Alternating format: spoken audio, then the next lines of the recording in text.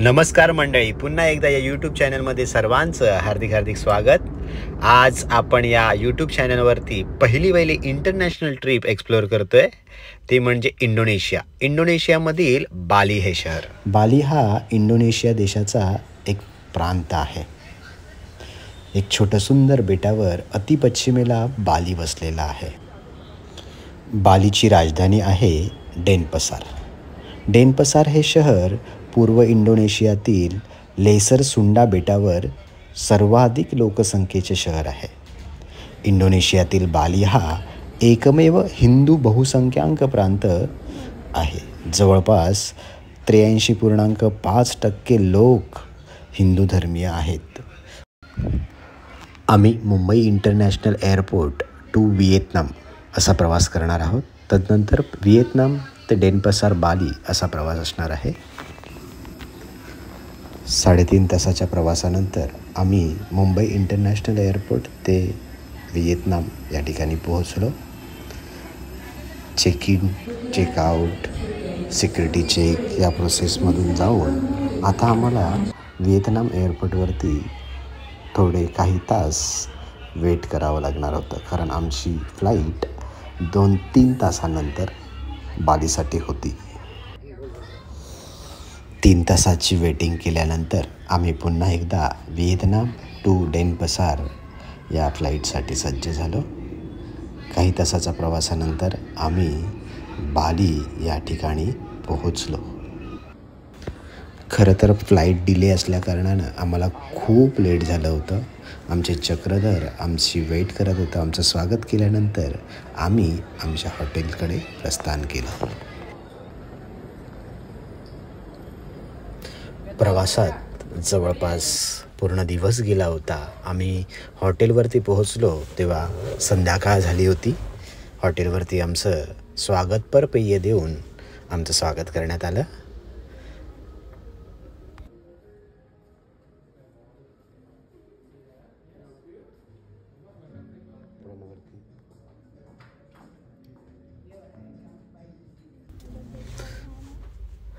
दुसऱ्या दिवशी आम्ही फ्रेश होऊन आम्ही साईट सीइंगला सज्ज झालो. आज आम्ही जाणार होतो दुसऱ्या आयलंडवरती, नुसा पेनिडा. सकाळी फ्रेश होऊन आम्ही प्रथमच त्या बोटीजवळ ज्या ठिकाणी तिकीट काउंटर होतं त्या ठिकाणी मी पोचलो. लवकर पोचण्याची सवय असल्याकारणानं तिथे जाऊन फोटोशूटचा आनंद घेता आला.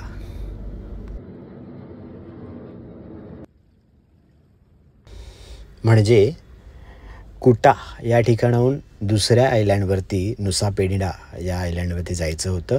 प्रवास होता बोटीचा आणि जवळपास 1.5 तासाचा प्रवास असणार होता. भव्य दिव्य अशा या समुद्रमार्गे आम्ही त्या नुसा पेनिडा या ठिकाणी पोहोचणार होतो. तत्पूर्वी हळूहळू गर्दी सुरू झाली आणि आम्ही सुद्धा प्रस्थान करायला सुरुवात केली.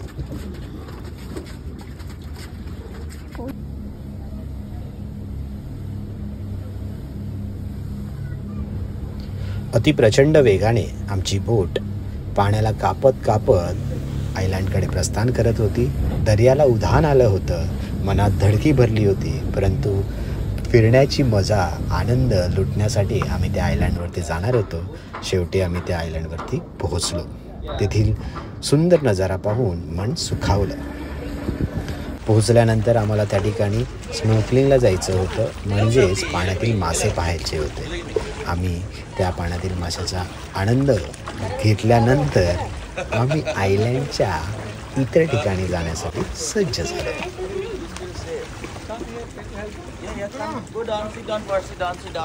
आजचा दिवस तसा धावपळीचाच होता, कारण आम्हाला या नुसा पेनिडा या आयलँडवरती ब्रोकन बीच, एंजल बिलाबो, क्लिंकिंग बीच हे बीचेस आम्हाला कव्हर करायचे होते. त्यामुळे आमचे ड्रायव्हर्स आम्हाला या ठिकाणी लवकरात लवकर घेऊन जाण्याचा प्रयत्न करत होते. तिथे गेल्यानंतर पाहतोय तर काय, पर्यटकांची प्रचंड गर्दी या ठिकाणी आम्हाला पाहायला मिळाली आणि विहंगम दृश्य या बीचेसच्या माध्यमातून आम्ही अनुभवलं.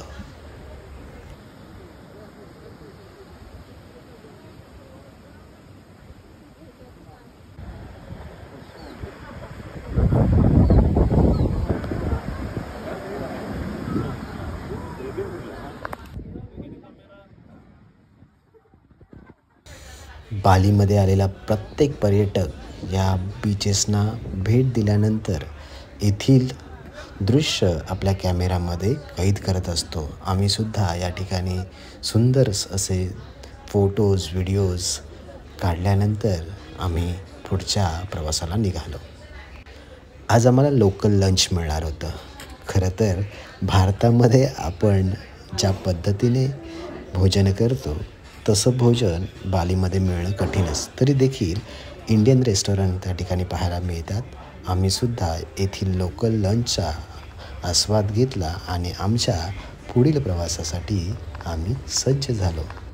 दिवसभराच्या फिरतीनंतर आम्ही आमच्या हॉटेलकडे परतलो. आता पुढील दिवसाची सुरुवात होणार होती. दुसऱ्या दिवशी छान असा नाश्ता करून आम्ही दुसऱ्या दिवसाच्या प्रवासाला सज्ज झालो. आज आम्ही जाणार होतो वॉटर स्पोर्ट्सला. वॉटर स्पोर्ट्समध्ये खरं तर विविध प्रकारचे स्पोर्ट्स या ठिकाणी अनुभवायला मिळतात. जेट स्काय, पॅरासेलिंग यांसारखे अनेक वॉटर स्पोर्ट्स या ठिकाणी आम्ही अनुभवले. या दिवसांमध्ये बालीमध्ये खरं तर उन्हाळा आहे आणि उन्हाळ्यामध्ये पाण्यावरतील हे खेळ किंबहुना हे स्पोर्ट्स शरीराला सुखावणारे असतात.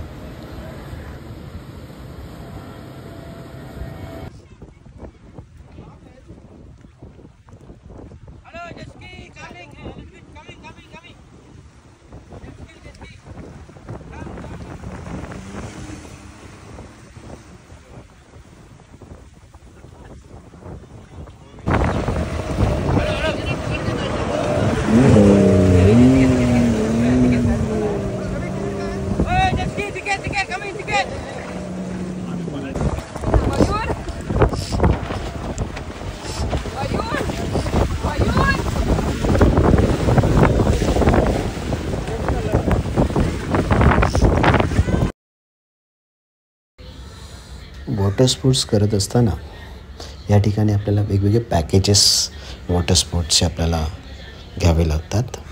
खरं तर बार्गेनिंग करणं हा जर आपला स्वभाव असेल तर आपल्याला स्वस्तामध्ये या ठिकाणी हे वॉटर स्पोर्ट्सचा आनंद घेता येतो.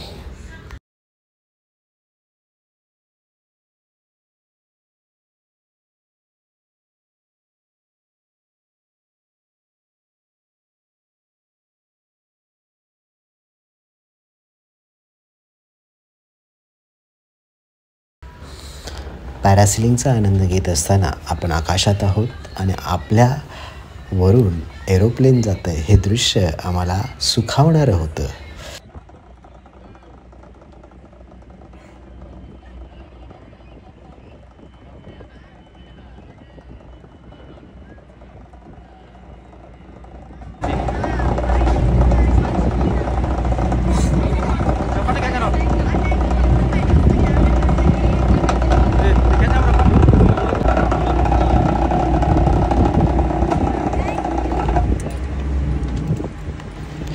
या स्पोर्ट्सचा आनंद घेत घेत जवळपास दुपार टळली होती आणि आमच्या पोटामध्ये आता कावळे ओढायला लागले होते. आम्ही थेट पोचलो इंडियन रेस्टॉरंट, बालीमधील इंडियन रेस्टॉरंट. खरं तर आम्हालाही याचा अनुभव घ्यायचा होता की इंडियन रेस्टॉरंटमध्ये जे मिळणारं खाद्य आहे, जेवण आहे, भोजन आहे, ते भोजन भारतातील भोजन आणि बालीमधील भोजन याची तुलना कशा पद्धतीने होऊ शकते. तर आम्ही तेथील आनंद घेतला. खरं सांगायचं तर भारतामध्ये मिळणारे जेवण हे भारतातच, त्याची तुलना कुठेही होऊ शकत नाही. त्यानंतर आम्ही पोहोचलो बालीमधील उलुवाटू टेम्पल. खरं तर बालीमध्ये प्रचंड संख्येमध्ये असलेले विविध टेम्पल्स या ठिकाणी पाहायला मिळतात. त्यापैकी एक उलुवाटू टेम्पल. आमच्या पेहरावावरून लक्षात येत असेल की या उलुवाटू टेम्पलमध्ये प्रवेश करण्यासाठी आपल्याला विशिष्ट प्रकारचा पेहराव करावा लागतो. या ठिकाणी आपण दृश्यामध्ये पाहतोय.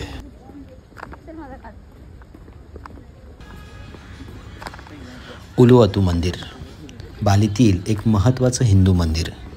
ते बालीच्या नैऋत्य किनाऱ्यावर आहे, उंच कड्यावरती वसलेलं आहे. हे मंदिर समुद्रातील देवतांना समर्पित आहे आणि पुरालुहूर उलुवातू म्हणून ते ओळखलं जातं.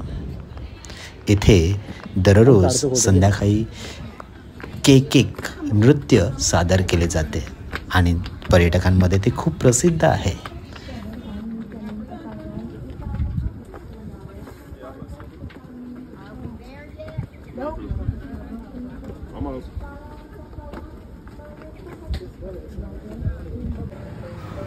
त्यानंतर आम्ही पोहोचलो गरुडा विष्णू केनकाना या ठिकाणी. अतिशय सुंदर आणि विहंगम दृश्य या ठिकाणी आम्हाला पाहायला मिळालं. गरुड विष्णू बालीतील एक प्रसिद्ध ठिकाण आहे, जे गरुड विष्णू केनकाना सांस्कृतिक उद्यानात आहे. हे उद्यान बालीमध्ये आहे. येथे हिंदू देवता विष्णू आणि त्यांचा वाहन गरुड यांचा मोठा पुतळा आहे. हे बालीतील एक मोठे सांस्कृतिक उद्यान जिथे गरुड विष्णूचा प्रचंड मोठा पुतळा आहे. हा पुतळा जवळपास 121 मीटर उंच आणि भगवान विष्णू गरुडावरती स्वार झालेला दर्शवतो. गरुड हा विष्णूचा वाहन, जो एक पौराणिक पक्षी आहे. ही मूर्ती हिंदू पौराणिक कथेवर आधारित आहे, जिथे गरुडाने आपल्या आईला गुलामगिरीतून सोडवण्यासाठी विष्णूची मदत घेतली होती. हे उद्यान कला, संस्कृती, निसर्गाचा सुंदर संगम आहे. इथे अनेक सांस्कृतिक कार्यक्रम आणि प्रदर्शनं आयोजित केली जातात. हे बालीतील एक महत्त्वाचं पर्यटन स्थळ आहे.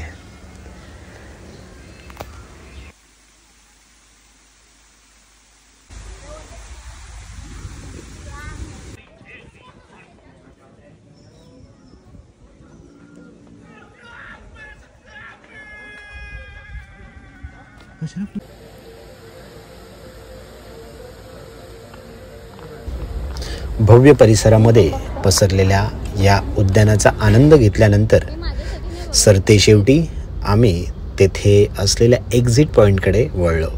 एक्झिट पॉईंटकडे वळत असताना आम्हाला त्या ठिकाणी बालीतील सांस्कृतिक कलेचा दर्शन घडवणाऱ्या वस्तू आम्हाला पाहायला मिळाल्या. सरतेशेवटी आम्ही शटल पकडली आणि आमच्या वाहनाकडे आम्ही प्रस्थान केलं. सर्वात महत्त्वाचा मुद्दा म्हणजे या उद्यानामध्ये प्रचंड गर्दी आपल्याला पाहायला मिळते. अनेक स्कूल्सचे विद्यार्थी, अनेक पर्यटक या ठिकाणी आवर्जून हे उद्यान पाहण्यासाठी या ठिकाणी येत असतात. त्यामुळे आम्हीसुद्धा अगदी रात्र होईपर्यंत, संध्याकाळ होईपर्यंत आम्ही त्या ठिकाणी त्या उद्यानाचा परिसर न्याहाळत होतो आणि नंतर आम्ही त्या ठिकाणाहून आमच्या हॉटेलकडे प्रस्थान केलं.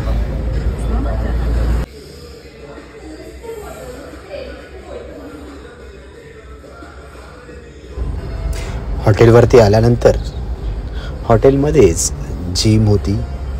थोडंसं शारीरिक व्यायाम करावा म्हणून त्या जिमचा आस्वाद घेतला. स्विमिंग पूलच्या ठिकाणी जाऊन काही वेळ घालवल्यानंतर आम्ही त्या दिवसाला पूर्णविराम दिला. पुढील प्रवास पुढच्या व्हिडिओमध्ये. धन्यवाद.